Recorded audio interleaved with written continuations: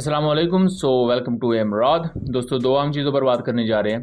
पहला बात करेंगे पाकिस्तान और अफगानिस्तान के दरमियान जिस वक्त टेंस सूरत हाल बॉर्डर पर बनी हुई है। दोनों तरफ बहुत ही ज़्यादा हैवी किस्म के वेपन्स को यूज़ किया जा रहा है। पाकिस्तान ने अपने अटैक हेलीकॉप्टर्स को अफगानिस्तानी बॉर्डर के नज़दीक डिप्लॉय कर दिया है और ये बहुत बड़ी डिप्लॉयमेंट है। दूसरा बात करेंगे कि इंडिया ने क्लेम किया है कि कश्मीर में जो लाइन ऑफ कंट्रोल के नज़दीक सांबा सेक्टर है, वहाँ पाकिस्तानी ड्रोन ने इंडियन हदूद की खिलाफवर्जी की है और उस पर इंडियन बॉर्डर सिक्योरिटी फोर्सेस का क्या रद्द-ए-अमल है, उसके बारे में हम बात करें। बगैर किसी देर के वीडियो शुरू करते हैं। पहले टॉपिक की तरफ आ जाए तो दोस्तों, 13 मई से लेकर अभी तक, यानी कि 18 मई को जब मैं ये वीडियो रिकॉर्ड कर रहा हूँ, तो पाकिस्तान और अफगानिस्तान के दरमियान बहुत हैवी किस्म की स्कर्मिशेस हो रही हैं बॉर्डर पर। अभी तक मुख्तलिफ जो जर्नलिस्ट हैं जो कि पाकिस्तान और अफगानिस्तान की सूरत हाल को कवर करते हैं, इसके साथ साथ उनके दोनों तरफ उनके सोर्सेज होते हैं, उन्होंने क्लेम किया है कि तालिबान के 20 से ज्यादा फाइटर्स अपनी जान गंवा बैठे हैं। पाकिस्तान के भी 2 सोल्जर्स शहीद हुए हैं, उसके अलावा मल्टीपल सोल्जर्स जख्मी भी हुए हैं।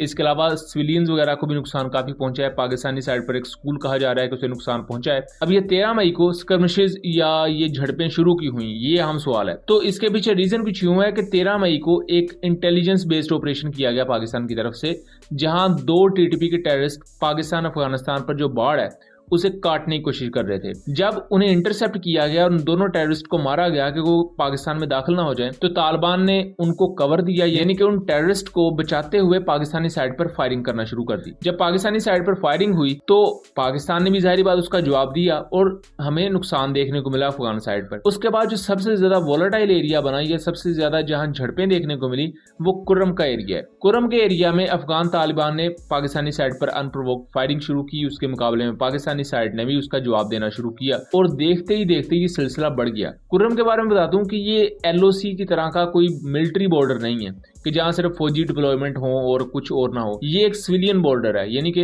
यहाँ से लोग एक जगह से दूसरी जगह आते जाते भी हैं, सामान की तरसील भी होती है और सब कुछ होता है। लेकिन ऐसी जगह पर पिछले कई दिनों से बहुत ही ज्यादा इंटेंस हालत की फायरिंग होना और इवन आर्टिलरी को यूज किया जा रहा है, रॉकेट प्रोपेल्ड गन्स को यूज किया जा रहा है, जिसकी वजह से हालात बहुत ज्यादा खराब है। अभी तक की बात की जाए तो जैसा कि मैंने बताया कि अफगान तालिबान पर काफी ज्यादा हैवी कैजुअलिटीज उनको हुई हैं और दूसरी तरफ पाकिस्तानी साइड पर भी 2 सोल्जर्स शहीद हुए हैं। हालांकि ये सब शुरू किस वजह से हुआ, टीटीपी के कुछ टेररिस्ट को कवर प्रोवाइड किया जा रहा था। अगर उन टेररिस्ट को फर्ज करें उस वक्त ना रोका जाता तो वो पाकिस्तान में दाखिल होते, तो ऑब्वियसली यहाँ कोई बड़ी टेरर एक्टिविटी हो सकती थी, कोई सुसाइड ब्लास्ट हो सकता था, पाकिस्तान में सिविलियंस शहीद हो सकते थे, बहुत कुछ हो सकता था। हमने इससे पहले बहुत से ऐसे वाकयात देखे हुए। दोस्तों, हमने इन स्कर्मिशेस पर एक इनिशियल रिपोर्ट बनाई हुई है जिसमें हमने तमाम इनकी वजूहात को और तमाम सबूतों को वहां दिखाया हुआ है। वो वीडियो हमारे सेकंड चैनल कॉन्फ्लिक्ट कार्ड रात पर पड़ी हुई है, मैं उसका लिंक डिस्क्रिप्शन में दे दूंगा और कोशिश करूंगा कि रिप्लाईज में भी पिन कर दूं। आप लोगों से रिक्वेस्ट है कि हमारे सेकंड चैनल कॉन्फ्लिक्ट कार्ड रात को भी जरूर सब्सक्राइब कर लीजिए एंड वीडियोस बेहतर लगे तो उन्हें जरूर शेयर भी कीजिएगा। अब पाकिस्तान की तरफ से 17 से 18 मई के दरमियान कोबरा अटैक हेलीकॉप्टर्स को डिप्लॉय कर दिया गया है। अब कोबरा अटैक हेलीकॉप्टर एक स्ट्रेटेजिक लेवल का वेपन है पाकिस्तान का, जो कि ऐसी छोटी मोटी स्कर्मिश के दौरान डिप्लॉय नहीं किया जाता, बट लेकिन इनको डिप्लॉय किया जाना इस बात की वाज़ेह इंडिकेशन है कि हालात खराब है। और हालात खराब करके क्या मिला है, तो कुछ भी नहीं मिला। अफगान तालिबान ने जिन टीटीपी के टेररिस्ट को बचाने की कोशिश की, अब अपने ही 20 से ज्यादा कारकुन उनके जाम बहक हो चुके हैं। उससे कोई फायदा हुआ? कोई फायदा नहीं हुआ। उल्टा अफगान और पाकिस्तानी साइड पर टेंशन बढ़ी है, स्कर्मिशेस अभी भी जारी हैं। अभी तक इन कोबरा अटैक हेलीकॉप्टर्स की तरफ से कोई स्ट्राइक तो देखने में नहीं आई, लेकिन ये कंटिन्यूस सर्विलेंस कर रहे हैं, क्योंकि ये कोबरा अटैक हेलीकॉप्टर जासूसी और सर्विलेंस के लिए मुख्तलिफ आलात को कैरी करते हैं और ये स्ट्राइक मिशन के अलावा इस तरह के दूसरे मिशन भी सरंजाम दे सकते हैं। और इनकी ये तस्वीर आप देख सकते हैं, ये पाकिस्तान अफगानिस्तान बॉर्डर के बहुत नजदीक से इनकी तस्वीर ली गई। इस बारे में हम आपको मजीद वीडियोस के थ्रू आगाह रखेंगे, सो उसके लिए make sure to subscribe our both channels. Second update पर आ जाए तो इंडियन ऑक्युपाइड कश्मीर में एलओसी के नजदीक इंडियन मीडिया ये क्लेम कर रहा है कि एक पाकिस्तानी ड्रोन ने या क्वाडकॉप्टर ने इंडियन एलओसी को वॉयलेट किया है, यानी कि एक पाकिस्तानी ड्रोन इंडियन साइड पर आया सांबा सेक्टर में और उसने वहां एक पर्टिकुलर टाइम तक अपना वक्त गुजारा, वहां घूमता फिरता रहा। Indian border security forces BSF, जैसे कि पाकिस्तान में रेंजर्स होती है, उन्होंने इस पर फायरिंग वगैरह की, उसे शॉट डाउन करने की कोशिश की, लेकिन बीएसएफ उसे शॉट डाउन करने में नाकाम रहती है और ये पाकिस्तानी ड्रोन कामयाबी के साथ वापस आ जाता है। आप इसे पाकिस्तान की कामयाबी कह लें,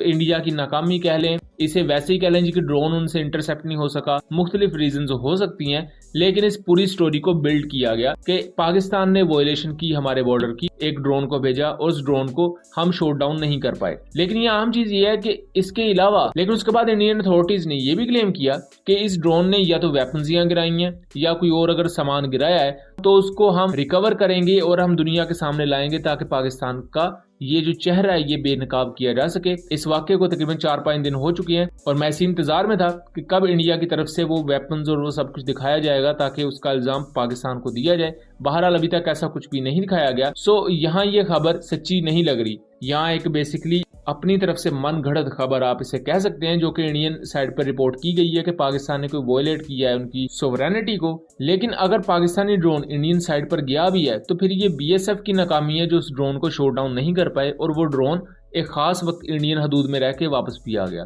सो इससे ज्यादा मैं इस पूरे वाक्य पर कुछ नहीं कह सकता। उम्मीद करता हूँ चीजें क्लियर रही होंगी। मिलेंगे अगली वीडियो में, तब तक के लिए अल्लाह हाफिज।